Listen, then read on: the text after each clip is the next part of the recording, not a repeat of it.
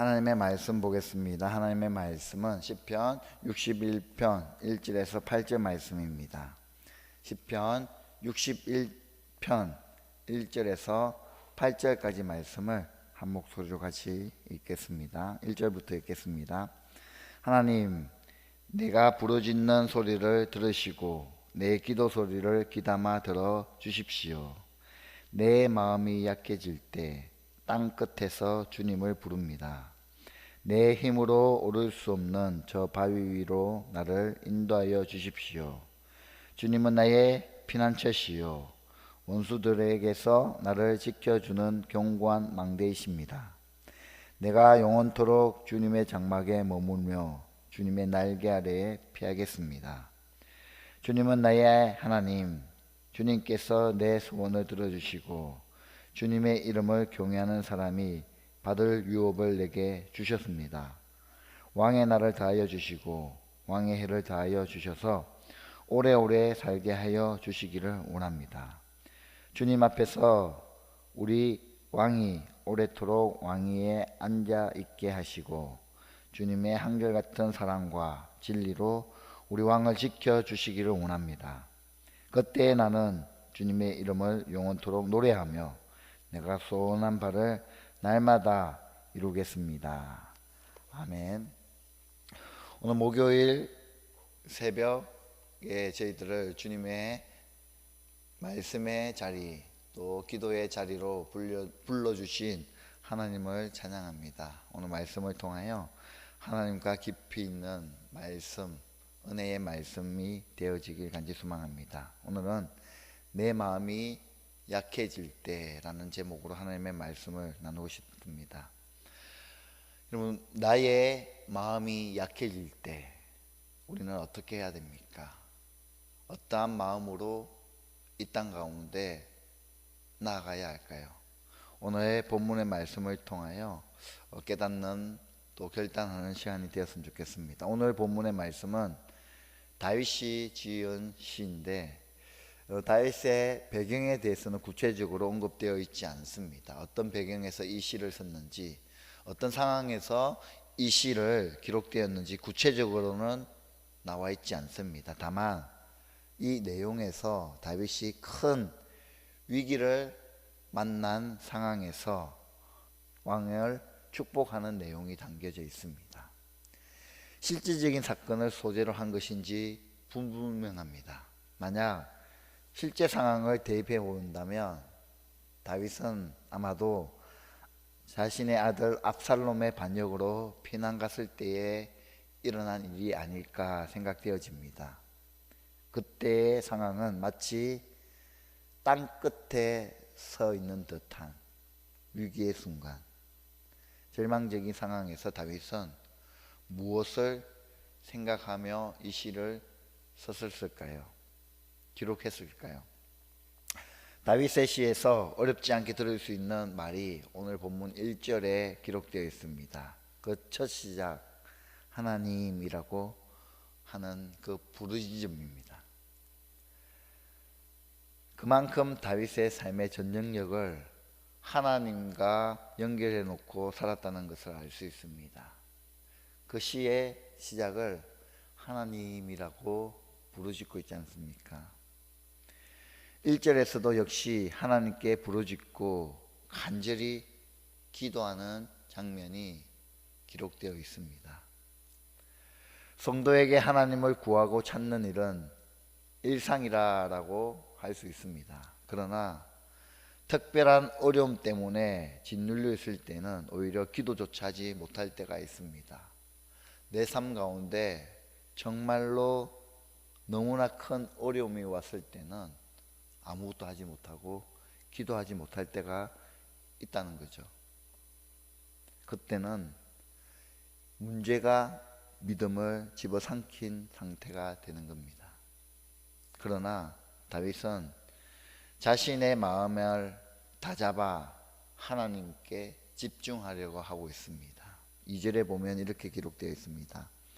내 마음이 약해질 때 땅끝에서 주님을 부릅니다 라고 고백합니다. 땅끝에서 내 마음이 약해져 있을 때에 그냥 주저앉아 있는 것이 아니라 낙심하여 아무것도 하지 못하고 있는 것이 아니라 다윗은 그런 위기의 상황, 어려운 순간에 주님의 이름을 부르고 있다는 거죠. 지금 다윗은 인생이 나락으로 떨어질 수 있는 순간에 하나님을 찾고 있습니다. 그리고 하나님께서 자신의 높은 바위 그리고 피난처가 되어 주심을 간절히 구하고 있습니다. 또한 적의 동태를 미리 알 수 있는 망대가 되어 주기를 간절히 소원하고 있습니다. 다윗은 또한 오직 하나님의 날개 아래 머물기만을 구하고 있습니다. 땅끝에서 절망 가운데 드리는 이 다윗의 기도는 어쩌면 특별하지 않습니다. 일상과도 같은 습관입니다. 매일 하나님께 드렸던 바로 그 중심을 드리던 하나의 습관의 기도입니다. 특별한 것이 하나도 없습니다. 다윗이 매일 하나님께 올려드렸던 그 기도, 내 삶의 상황과 환경과 그런 변화의 순간이 있을 때 드렸던 기도가 아니라 다윗이 하나님께 구했던 그 기도는 매일매일 그가 하나님 앞에 올렸던 그런 습관의 기도였습니다. 우리 가운데도 이런 매일의 습관적인 기도의 모습이 있어야 하지 않을까요? 습관이 되고 일상이 된 기도가 능력입니다. 수렁에 빠진 채 끝나지 않게 하는 신비의 능력입니다. 인간의 절망은 하나님의 기회이고 인간의 불가능은 하나님의 가능입니다. 기도함으로 하나님의 뜻을 분별하고 기도함으로 감당하고 이길 수 있는 영적인 힘을 공급받고 기도함으로 문제를 해결함을 받을 수 있습니다. 인간의 절망은 하나님의 시작입니다. 하나님은 인간이 하겠다 하면 순종하기까지 기다리십니다. 이제는 고난 가운데 절망하지 말고 주님께 피하는 자가 됩시다. 내 힘으로 하겠습니다가 아니라 주님이 주시는 힘으로 하겠으니 영적인 힘을 우리 가운데 공급해 주십시오. 그 어려움을 이길 수 있는 힘을 나에게 공급해 달라고 기도하며 하나님께 맡기도록 합시다. 그래서 기도함으로 영적인 힘을 공급받고 문제를 해결함을 받도록 우리는 그렇게 하나님 앞에 나아가도록 합시다. 계속해서 5절에 보면 이렇게 기록되어 있습니다. 주님은 나의 하나님, 주님께서 내 소원을 들어주시고 주님의 이름을 경외하는 사람이 받을 유업을 내게 주셨습니다 라고 기록되어 있습니다. 다윗은 자신의 모든 주권이 하나님께 있음을 소리 높여 외치고 있습니다. 주님은 다윗이 중심에서 드렸던 소원을 받으셨고 친히 약속하신 유업을 그대로 이행하신 분이심을 고백하고 있습니다.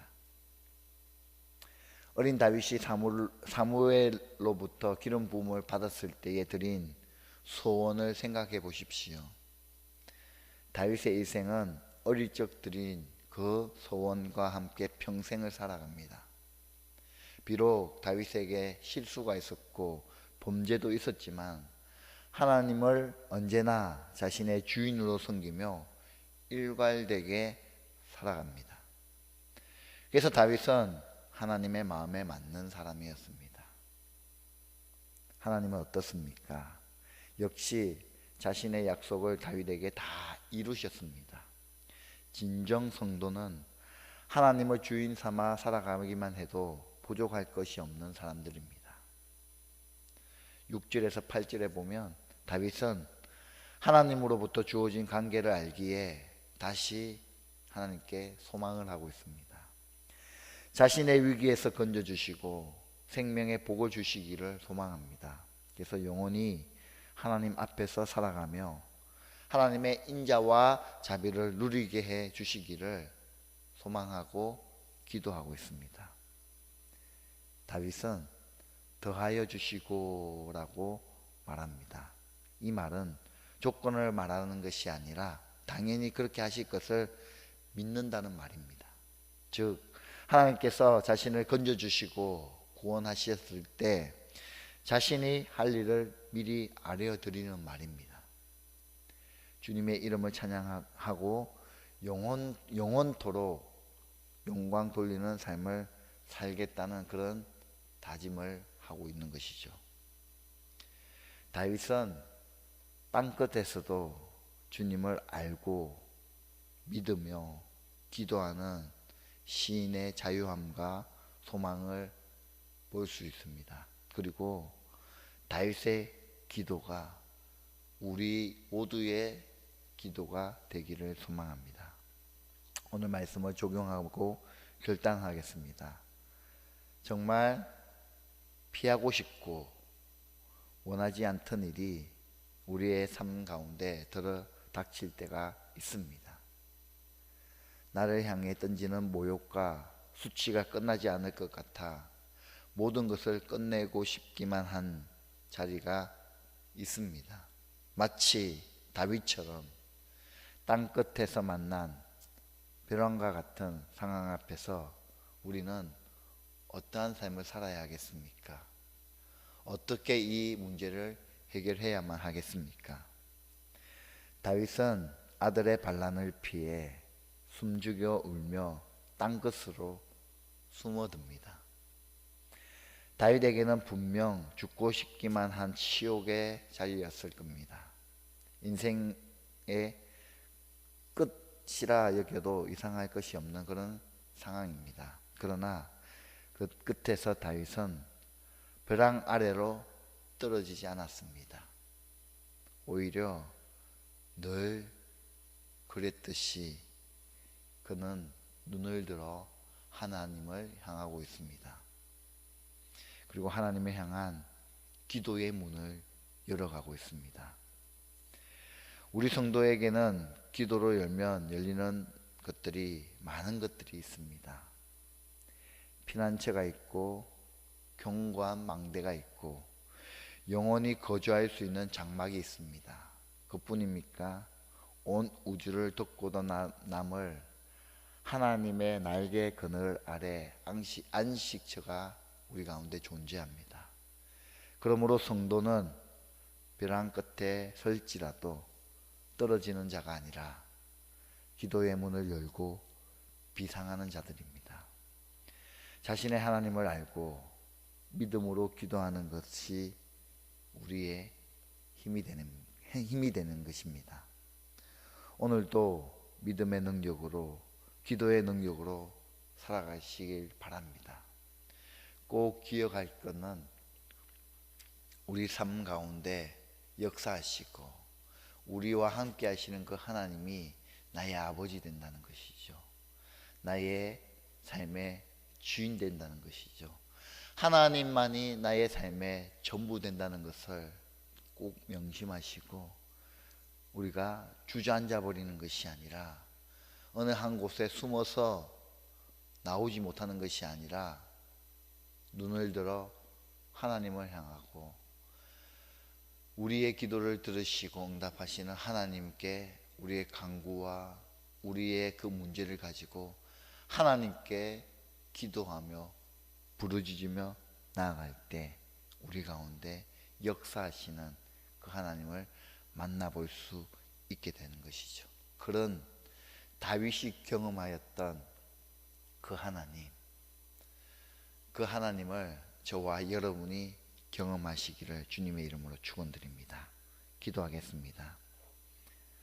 하나님, 저희들이 이때까지 하나님을 알지 못하고 믿지 못해서 주님께 나가지 못했던 우리들의 용서하여 주시옵소서. 이제는 모든 것이 하나님 손안에 있음을, 그리고 하나님과 함께하면 반드시 이기며 하나님은 우리를 사랑하신다는 사실을 알고 항상 하나님을 찾고 하나님과 함께 살아감으로 하나님의 사랑을 다 누리며 살아가는 저희들의 삶이 되어지길 간절히 소망합니다.